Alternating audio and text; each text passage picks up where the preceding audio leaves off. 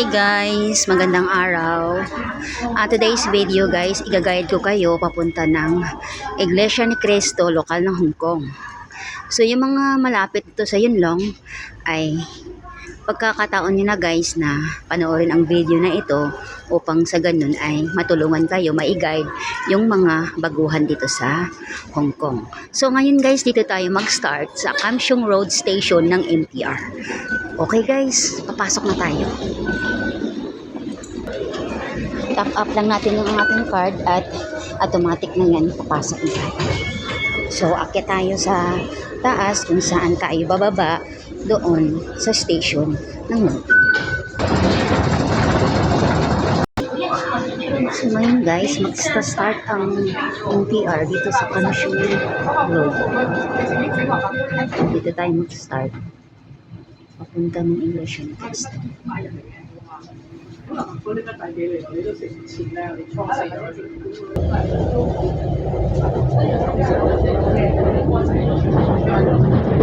tayo bababa guys sa Long Station. Kam Sheung Road, Yunlong, Dongping. Ito station na nga guys. Bababa tayo.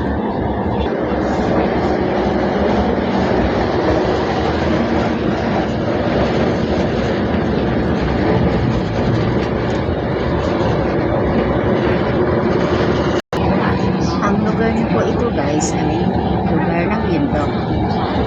Ngayon guys, ay andito na tayo sa station ng Yunlong, MTR station. Next station guys, okay, doon tayo bababa. Ngayon guys, andito na tayo sa Longping Station, MTR, kung saan tayo ay bababa na. Ngayon guys, ay maglalakad lang tayo sandali ng mga ilang minuto upang marating natin ang exit dito. At syempre guys, hindi natin kakalimutan ang mag-i-exit upang walang madihado. Ngayon, papunta na tayo sa exit dito kung saan tayo patungo sa Iglesia ni Cristo. At ito na guys, ang exit dito. Ngayon, lalabas na tayo sa station ng MTR. At maglalakad tayo at baybayin natin ang kalsadang ang tulay na ito. Dire-diretso lang guys hanggang dulo. Pagkarating sa dulong bahagi, makikita mo ang letrang dito. Ngayon guys, ay papapunta ka naman sa bandang kaliwa. Kakaliwa tayo guys. Dire-diretso ulit tayo guys.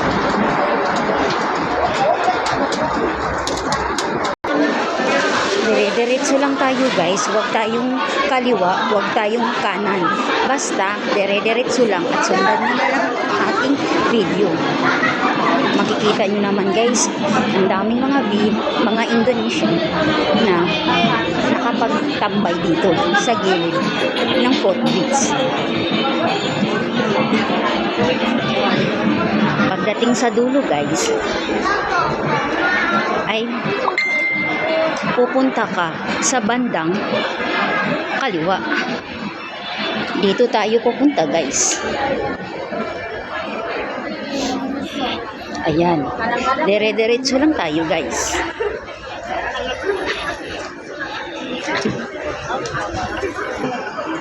Ayan, pagdating sa dulo guys, ay mapapansin mo may footbridge na pakurbada. Sundan nyo lang ang aking mga hintuturo. Ayan guys, dire-diretso lang tayo.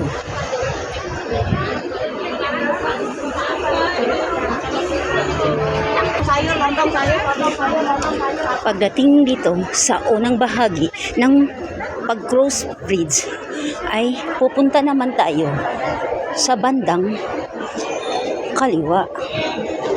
Ayan guys, dito tayo pupunta hanggang sa pagbaba ng hagdan. Mapapansin nyo naman guys, dahil sa pagbaba mo ng hagdan ay may makikita kang terminal ng mga bus.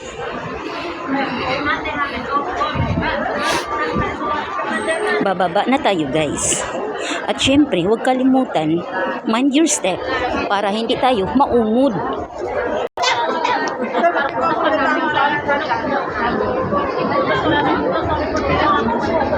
Napakaganda pa ng aking boots. Ayan guys, dito na tayo sa bus ng terminal. Malapit na tayo guys.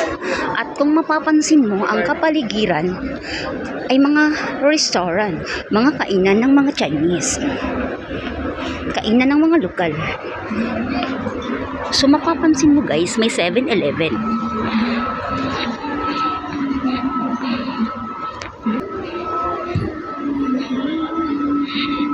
Pagdating ng 7-Eleven guys, tatawid ka. Pagkatawid guys, ito na yung location, landmark ng ating pupuntahan.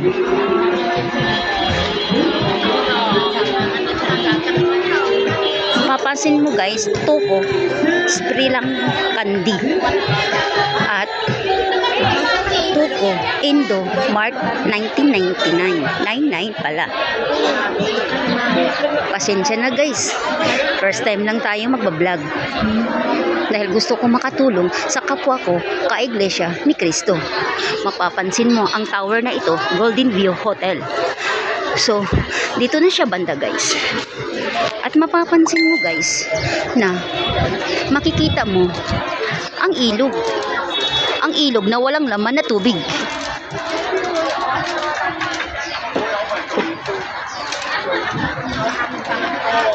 Yan ang pinaka-landmark dito sa building kung saan tayo pupunta. Andito na tayo guys. Tandaan mo guys. Ayan. Ito na yung pinto papunta sa Iglesia ni Cristo. 4th floor. 4th floor tayo guys, maghagdan tayo dahil bawal ang elevator dito sa lugar ng mga Chinese kasi meron kasabihan na hindi maganda ang partner ng step. So akit tayo guys. Just remember, mind your step.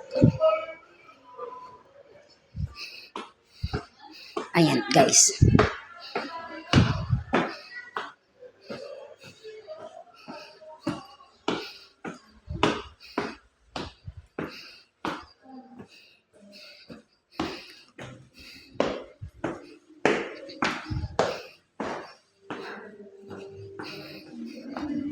At ito na guys, nag-uumpisa na sila.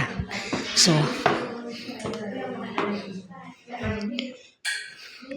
ayan na guys. So, andito na tayo guys. Huwag kalimutan mag-like and subscribe sa aking channel. Ito na tayo guys. Kukuha akong katibayan please.